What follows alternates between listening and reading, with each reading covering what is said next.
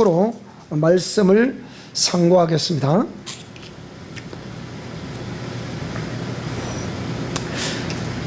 하나님은 창조주 하나님이십니다. 하나님이 창조주 하나님이라고 말씀드렸을 때 우주 만물을 창조하시고 이 우주 만물의 통치자로 하나님의 형상의 모양을 닮은 인간을 지으셨습니다. 그렇기 때문에 하나님이 하나님의 뜻을 펼쳐가실 이 우주 만물을 지으셨을 때 창세기 1장을 보시게 되면 하나님 보시기에 좋았더라, 보시기에 좋았더라, 보시기에 좋았더라 이렇게 해서 계속해서 이 우주 만물을 지으실 때는 보시기에 좋았더라 그렇게 하나님의 마음을 표현하셨고, 특히 마지막 6째 날에 하나님의 형상의 모양을 닮은 인간을 지으셔서 그 인간으로 하여금 이 우주 만물을 통치하게 하셨는데, 그 인간을 지으셨을 때는 보시기에 심히 좋았더라 라서 아주 감탄할 수 있는 그런 감탄사를 그 속에 넣으셨습니다. 심히 좋았다. 그런데 인간보다 먼저 지음받은 인격적인 피조물이 있었으니 이 피조물이 영적 존재인 천사입니다. 그래서 이 천사를 지어놓고 하나님이 보시기에 심히 좋았더라 그런 표현들이 없습니다. 오히려 히브리 기자는 이 천사들을 말할 때 어느 시 어느 때에 그 천사들로 하여금 너는 내 아들이라 한 적이 있느냐? 없다는 겁니다. 천사는 하나님이 부르시는 종으로 지음받은 인격적인 존재입니다. 그래서 우리가 눈에 보이지 않지만 실질적으로 우리 가운데 인류를 괴롭히고 있는 존재는 이 타락한 천사들의 무리가, 그 무리에 졸게 되는 귀신들이 우리 인간을 공격하고 우리 인간의 삶을 황폐케 하며 나의 마음을 아주 복잡하게 만드는 존재는 이 타락한 천사들이다. 그렇게 성경은 설명을 하고 있습니다. 그래서 하나님이 둘째 날에는 이 우주를 지으실 때 이 둘째 날에는 하나님이 보시기에 좋았더라 라는 표현이 없으세요.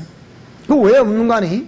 이곳에는 그 하나님의 하늘나라에서 셋째 하늘에서 이 땅으로 우주 안으로 쫓겨난 존재인 범죄한 천사, 그가 이 속에 있었기 때문에 하나님이 장차 이 존재가 어떤 역할을 할 것인가, 그게 죄의 근본이기 때문에 이 죄의 근본인 이 마귀라는 사탄이라는 이 존재가 앞으로 어떤 식으로 우리 인류에게 역사할지, 그 하나님이 이제 인격적인 존재로 지었기 때문에 그렇게 그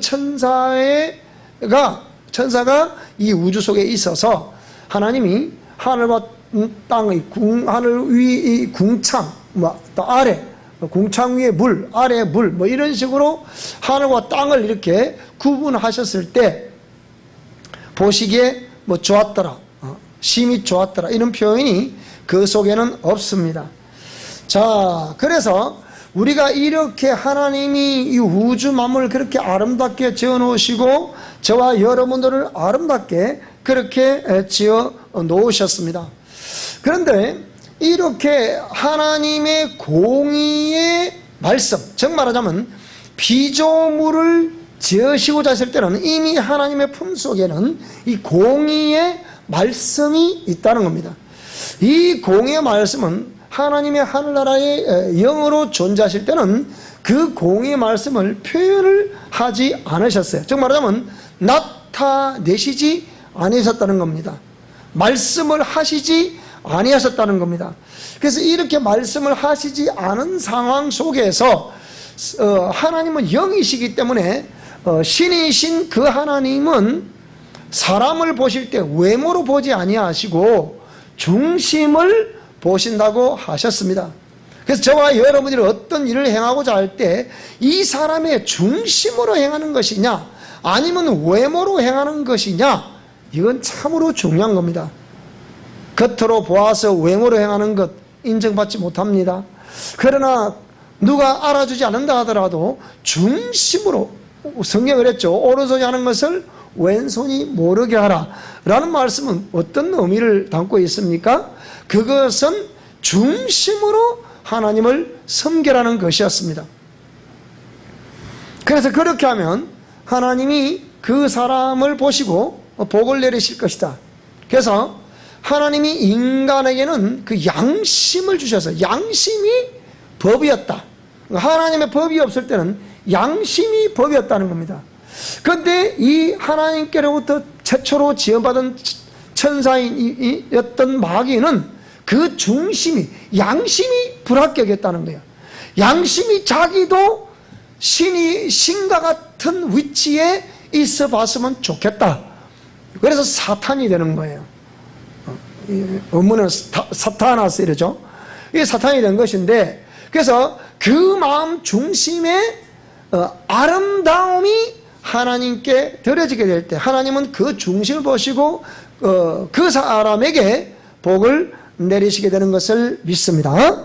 자, 그렇게 하나님은 이렇게 중심을 보실 때 이미 범죄한 천사가 그 양심의 불합격, 신이신 하나님 보실 때 그 양심의 불합격인 그 천사를 축출해 버렸다. 어디로? 우주 안으로. 그런데 그 천사의 미혹을 받은 인간의 조상인 아담과 하와가 하나님의 명령, 공의의 말씀을 명령하셨음에도 불구하고 그 말씀을 망각하고 뱀을 앞세워서 일단 뱀을 정복한 마귀, 그 마귀가 뱀을 정복했단 말이에요. 그래서 모든 우주 만물들이, 그리고 이 동식물들이 전부 다 하나님께 영광 돌리는 그런 존재가 되어야 되는데 이 뱀이 먼저 미혹을 당한 거예요. 그래서 사단이 그 뱀을 장악하고, 이 뱀을 앞장세워서 그때까지만 하더라도 뭡니까? 뱀과 인간이 대화가 가능한, 그 천년왕국이 되면 어린 아이들이 대화를 사자와 같이 놀게 될 것이다. 독사굴에 집어넣어도 독사가 우리를 물지 아니한다.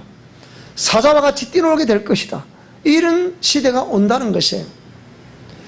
자, 그런데 이 뱀을 정복한 마귀가 인간을 미혹해서 인간도 역시 쓰러뜨리는 겁니다. 자, 그래서 그때로부터 인간에게 죄가 들어오게 되고 이 죄된 요소는 인간을 그렇게 불행하게 만드는 거예요.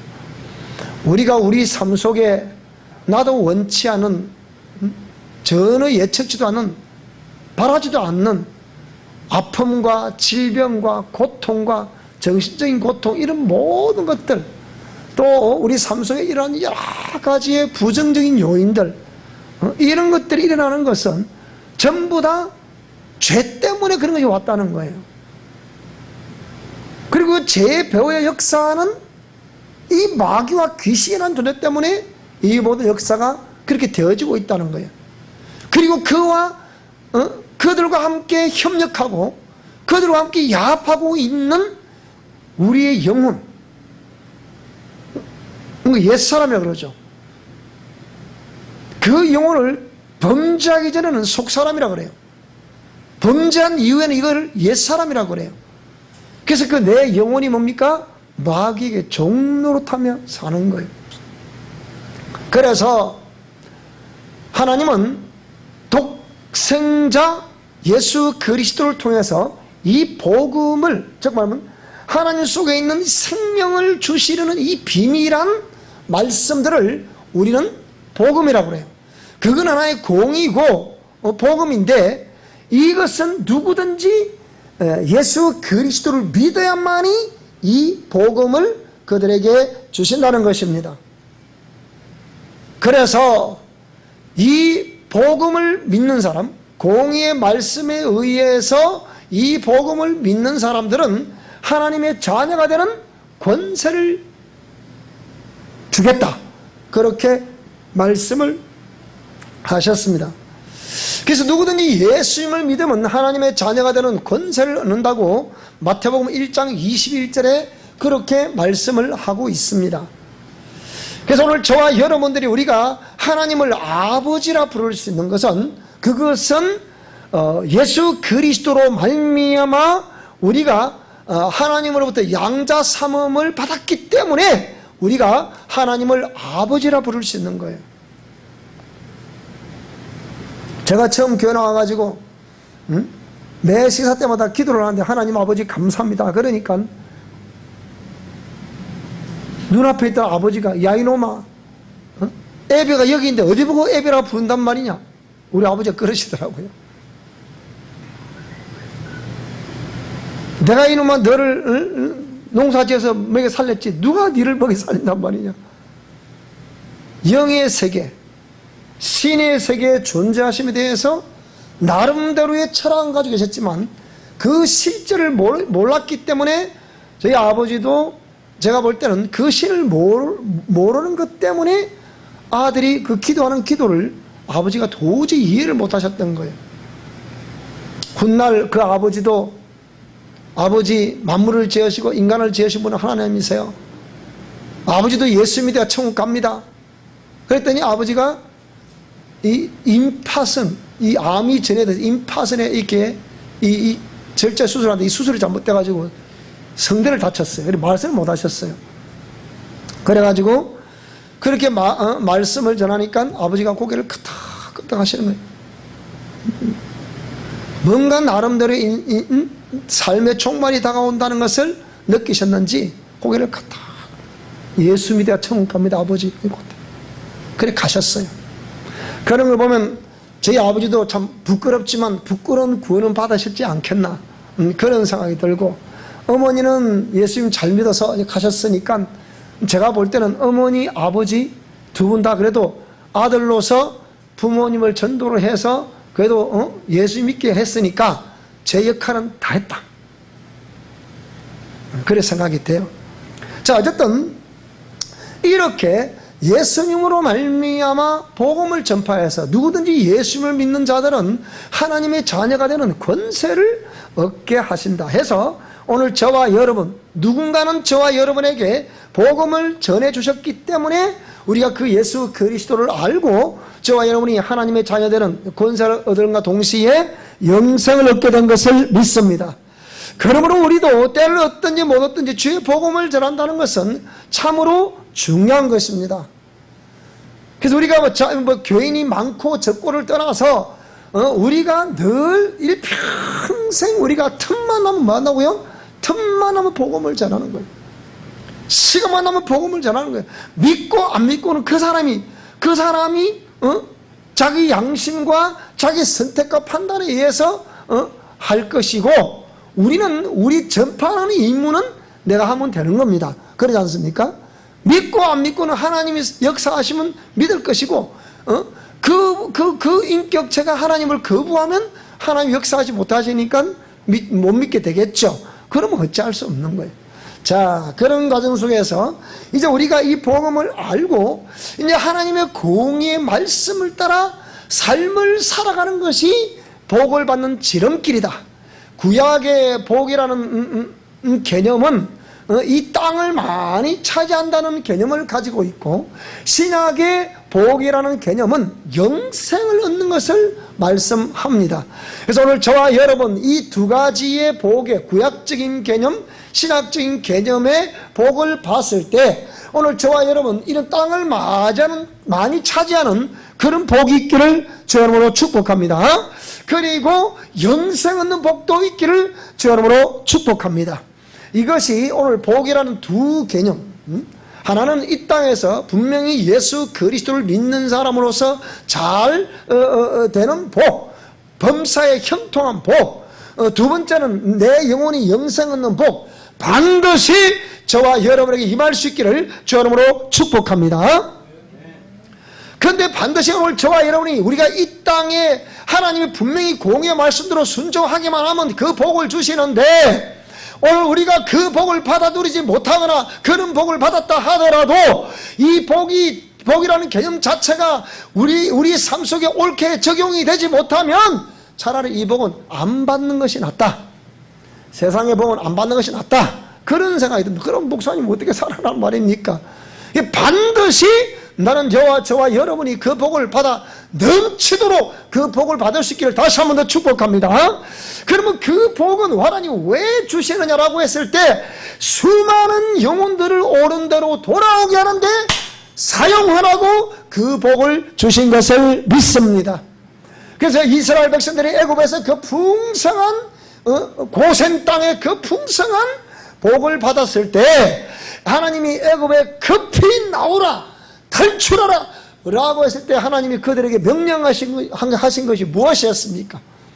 금고리, 귀고리, 금은, 폐물들 다 취해 나와라 그랬죠. 그게 나와서 뭐 했습니까? 그걸 가지고 하나님의 성전을 지었잖아요. 그러니까 오늘 저와 여러분이 반드시 그 복을 받을 수 있기를 바라고, 구약적인 복의 개념으로 세상에서 물질의 복이 넘치도록 그렇게 받으시기를 바라고, 그 복을 받거든 반드시 주의 전을 세우고 수많은 영혼들을 주께로 돌아오게 하는데 그 복을 사용할 수 있기를 주 여러분을 축복합니다. 그래서 그렇게 정말 확실한 중심이 될 때 그 복을 하나님께 구하실 수 있기를 바랍니다. 정말 하나님은 중심을 보신다 했으니 겉으로 그렇게 하죠, 그렇게 하죠. 대구의 소식을 들어보니까 대구의 10대, 5대 부자 가운데 3명이 그리스도인이래요. 이들 재산은 근데 문제는 뭐냐? 하나도 안 쓴대. 그런 복을 받았으면 뭐 하겠냐? 누가 대부분 그러더라고요. 그러니까 그런 중심이 딱 제대로 섰을 때 그 진실을 주 앞에 올려야 되는 거예요. 그 진실을 주 앞에 올리면 언제 와도 그 복은 옵니다. 그래서 저도 우리 아이들이 있기 때문에 아이들에게 그런 복을 막 빕니다. 이렇게 하나님, 이 아이들이 이 땅에 살아가는 동안에 절대로 물질 때문에 곤비치 않도록, 그리고 이런 풍성한 재물 주셔서 수많은 영혼들을 옳은 대로 돌아가게 하는데 이들이 이 재물을 잔인하게 쓰게 도와주세요. 이렇게 기도합니다. 왜? 물질은 자칫 잘못하면 신이 될 확률이 많거든요. 성경에도 예수님께서 하나님과 재물을 겸하여 섬기지 말라 그렇게 말씀했잖아요. 우리는 공수가 그랬잖아요. 빈손으로 왔지만 빈손으로 돌아가는 거예요. 빈손으로 돌아가는데 그걸 끝까지 쥐고 있기 때문에 이 물질이 신이 되는 거예요. 그러니까 물질이 신이 있는 사람은 이걸 못 써요. 다 쥐고 이렇게. 자, 그런 거. 자, 그래서 오늘 저와 여러분 이런 것만 확실하면 하나님 우리에게 복을 내려주시는데, 그러면 두 번째 우리가 영생의 복을 받아야 되잖아요. 그래서 영생의 복은 분명히 성경에도 재물과 함께 하나님이냐 재물이냐 선택하라 그랬어요. 그건 뭘 의미하는 겁니까? 재물이 신과 같은 위치에서 위력을 발할 때가 온다는 거예요. 그때가 지금이라.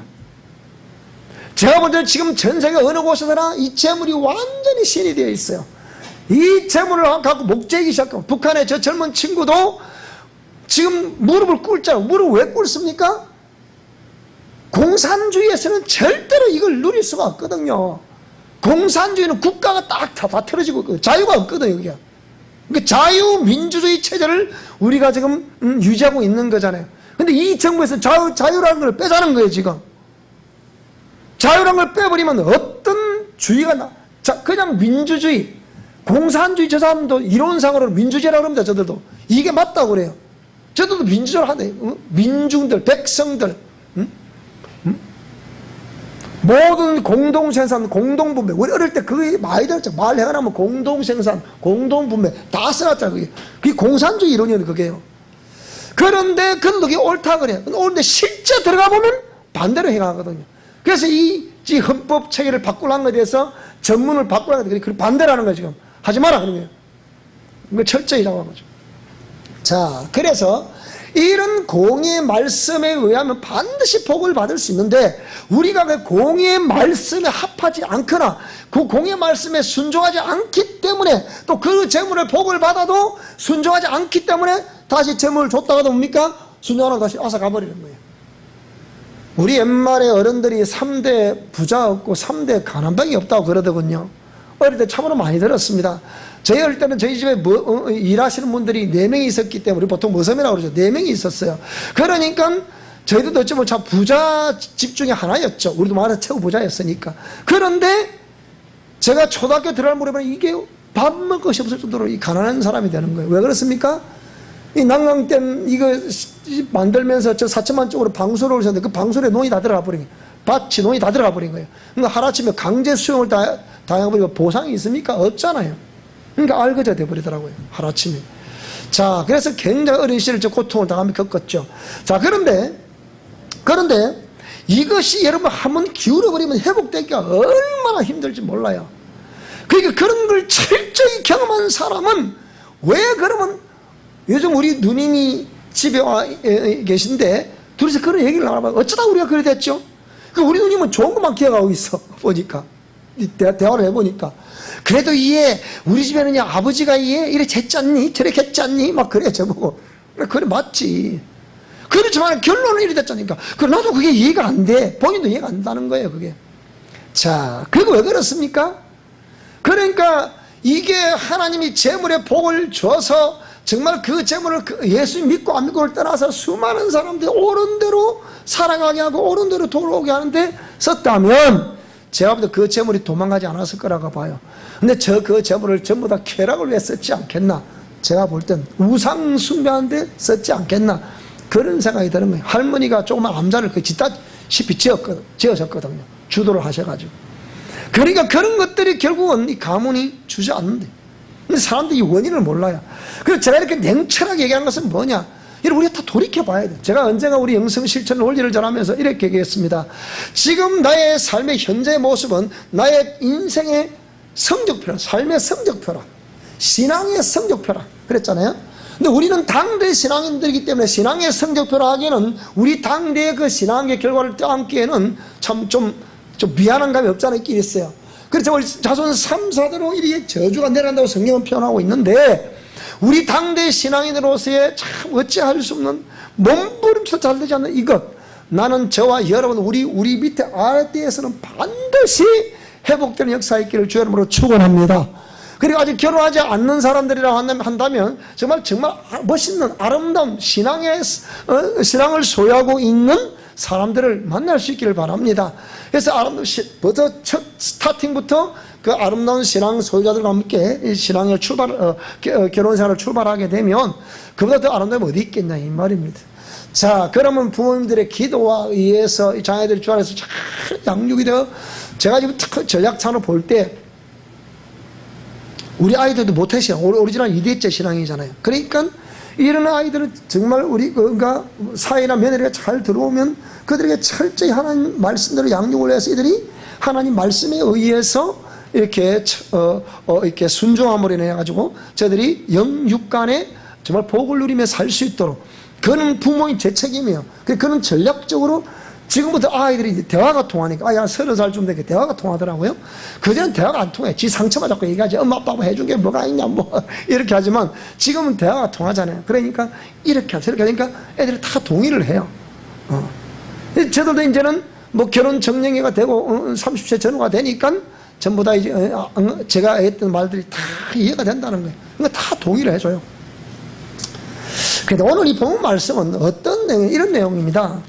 이 골로새 2장을 보게 되면, 내가 너희와 라오디게아에 있는 자들과 무릇 내 육신의 얼굴을 보지 못한 자들을 위하여 얼마나 힘쓰는지를 너희가 알기를 원한다 그랬어요. 물론 이 편지는 골로새 지역에 있는 성도들에게 바울이 쓴 편지입니다. 그런데 이게 왜 골로새 지역의 편지를 쓰면서 라오디게아에 있는 교회의 그 성도들에게 관심을 가지고 있는, 그리고 애쓰고 힘쓰고 있는 바울 사도의 이 중심을 알아주기를 원한다는 거예요. 그러면 라오디게아 교회는 어떤 교회냐 그 말입니다. 우리 계시록 1장 2장을 보게 되면 소아시아 7교회 중에 한 교회가 라오디게아 교회입니다. 여기에 7교회 사자에게 편지하기를 해줘서 쭉 7교회에다 편지를 쓰고 있는 거예요. 그 중에 라오디게아 교회 5번째로 등장하는 라오디게아 교회. 그 라오디게아 교회 특징이 뭐였습니까?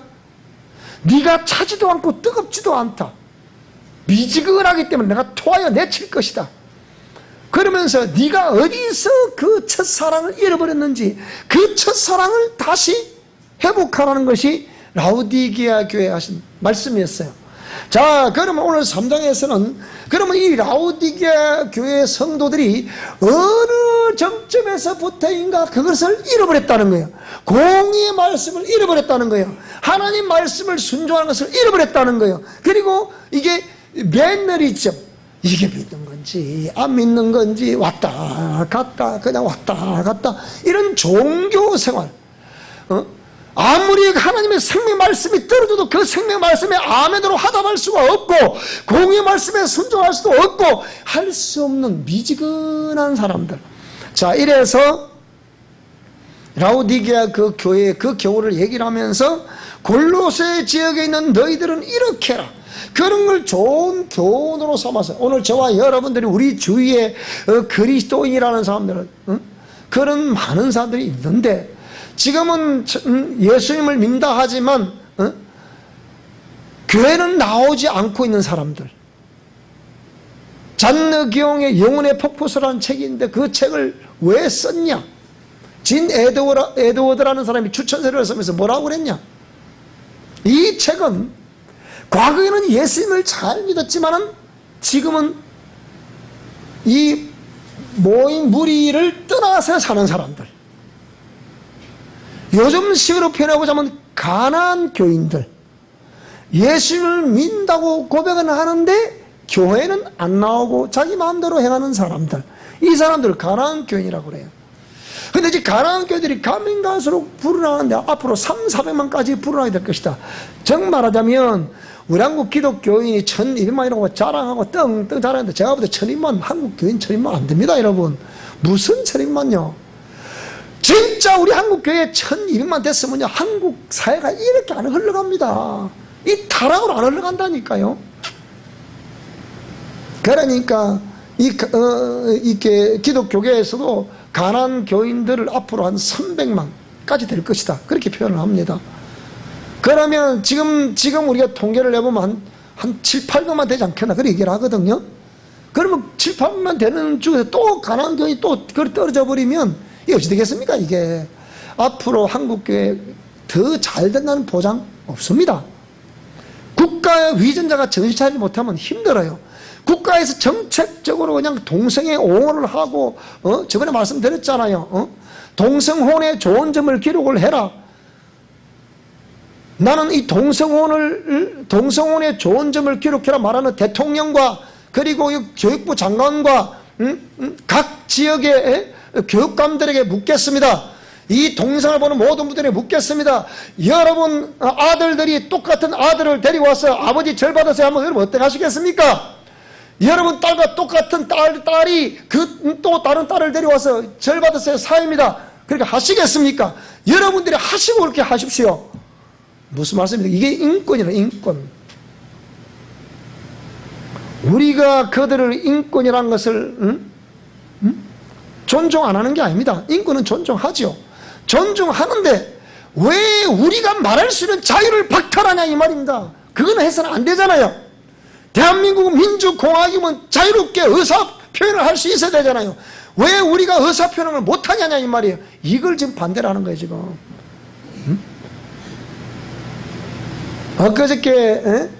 엊그저께 우리 카톡에 사진 하나 올라왔는데, 물론 그건 퍼포먼스라고 생각이 되더라고요. 박원순 서울시장이 여자들 이 브라자를 차고 이래버서 사진을 찍은 거 이래가지고, 그 사람이 남자입니까 여자입니까? 그러니까 그런 게 있으니까 동성애 적극적으로 지지한다 그러잖아요. 그래서 이게 보통 문제 아니거든요. 그러니까 라오디게아 교회에 어느 쪽부터 그 신앙을 잃어버렸는가, 그걸 생각해 보라는 거예요. 그러면서 오늘 골로새 교인들에게 그걸 교훈을 삼아서 바울이 지금 말씀을 전하고 있는 거예요. 그러므로 너희가 그리스도와 함께 다시 살리심을 여러분 받았습니까? 그리스도와 함께 다시 살리심을 받았습니까? 그러면 위의 것을 찾아라. 거기는 그리스도께서 하나님 우편에 앉아 계시느니라.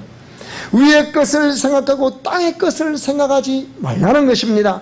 이는 너희가 죽었고, 너희가 죽었다는 것은 우리 옛사람이 그리스도와 함께 십자가에 못 박혔다는 개념이 아니겠습니까? 죽었다. 너희 생명이 그리스도와 함께 하나님 안에서 감추어져 있다. 그 생명이 하나님 안에 감추어져 있다는 거예요. 감추어져 있는데 우리가 영생을 얻게 되면 그 생명이 공개 안 되겠습니까? 그때야? 근데 우리가 보통 복음주의적에서 지금 우리가 다 구원받았기 때문에 구원받아 우리가 마음대로 해도 괜찮다? 이건 안 되잖아요. 마음대로 하면 되는 게 아니잖아요. 공의의 법을 따라 우리가 순종하는 삶을 살아야 그것이 감추한 비밀이 우리에게 공개되고 영생을 얻게 되는 것이지.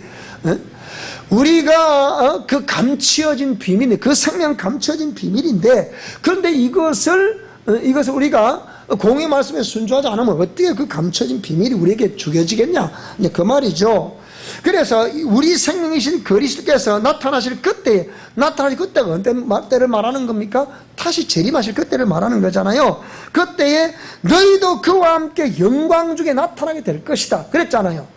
그래서 사람은 외모를 보지만 하나님은 중심을 보시는데, 우리 중심이 하나님 보시기에 아름다워야 영생 얻게 된다는 사실이죠. 그러므로 땅에 있는 지체를 죽이라는 거예요. 땅에 있는 지체를 무엇입니까? 또 엄난과 부정과 사욕과 악한 정욕과 탐심은 우상숭배다. 세상에 욕심이 없는 사람이 어디에 있겠습니까? 그래서 욕심을 잘못 표현을 하게 되면 이 우상숭배가 될 수 있다는 것에 우리에게 지금 경종을 울려주고 있는 것입니다. 우리에게 이 욕심이 우상숭배가 될 수 있다니, 이 욕심을 앞세우다 보니까 하나님의 공의 말씀이 사라져버리는 거예요.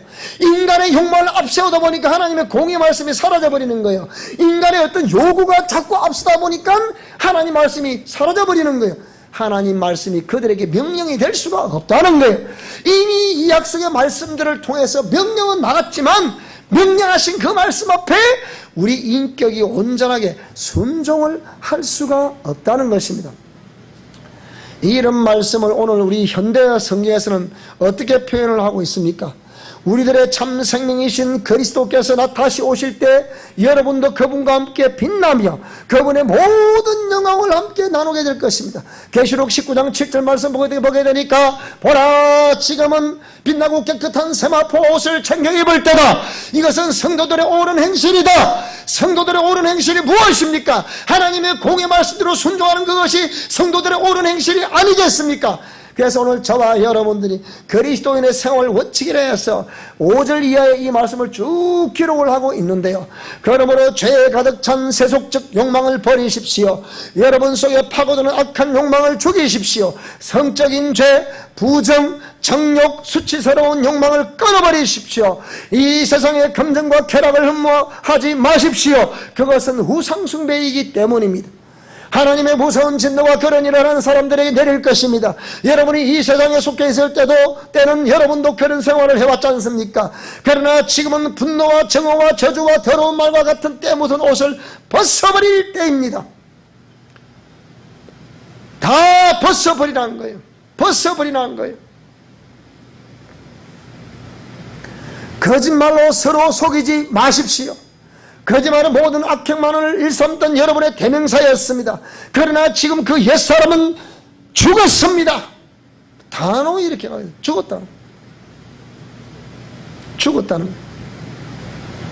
근데 그것을 여기 개혁 개정판은 뭐라 했냐? 너희가 서로 거짓말을 하지 말라.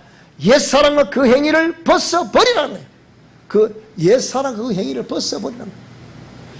자, 그래서 새 사람을 입었으니 이는 자기를 창조하신 이의 형상을 따라, 창조하신 이의 형상, 그리스도를 표현한 거 아닙니까? 따라 지식에까지 새롭게 하심을 입었어요. 오늘 본문의 제목이 무엇입니까? 너희가 예수를 주로 받았으니 라는 것이 제목입니다. 그렇다고 하면 여러분은 완전히 새 사람으로 살고 있습니다. 새 사람은 계속해서 옳은 일을 더욱더 배우려 하고, 무엇도 것이 옳은 것이고 무엇이 옳지 않는 것인지 그걸 배우려고 하고, 여러분 속에서 새 생명을 창조해 주신 그리스도를 닮은 자가 되려고 부단히 노력하고 있습니다. 이 새 생명으로 사는 사람에게는 국적이나 인종이나 교육이나 사회적 신분의 차이 같은 것은 중요하지 않습니다. 그런 것은 아무런 의미도 없습니다. 그리스도를 소유하고 있느냐 있지 않느냐는 것만이 중요합니다. 그리스도를 받아들일 기회는 누구에게나 평등하게 주어져 있습니다 라고 말하는 거예요. 위의 것을 찾아라. 땅의 것을 추구하지 마라. 땅의 것을 생각하지 마라. 그래야만이 생명을 얻게 될 것이니라. 그렇게 성경은 말씀하고 있습니다. 우리의 지난 날이 어떠하였든지 이제부터라도 우리 사랑의 교회와 이 동영상을 보는 모든 우리 미션 코람대오들은 예수를 주로 받았으니 위의 것을 생각하고 땅의 것을 다 내려놓을 수 있기를 바랍니다. 그래서 사람은 외모를 보지만 나 여호와는 중심을 보시니라. 고린도전서에 말씀하신 것 같이 너희 육체가 하나님의 영이 거하시는 전인 줄 알지 못하느냐. 하나님이 거룩한 점 너희도 거룩하라. 그렇게 말씀하신 이유가 무엇입니까? 그것은 우리 심령 성전이 예수 그리스도로 말미암아 정결케 되어야만이 하나님의 성령이 그곳에 임재하시고 하나님의 성령이 그곳에 임재하셔야만이 우리가 온전한 통치하심을 받을 때 우리가 구약적인 개념의 복과 신약적인 개념의 복, 저 말하면 땅의 복과 하늘의 신령한 복이 우리에게 주어지게 될 것입니다. 그러므로 반드시 우리 사랑의 교회를 드나드는 모든 식구들은 이 복을 꼭 받을 수 있기를 주님으로 축원합니다. 받되 햇만한 많이 받을 수 있기를 축원합니다.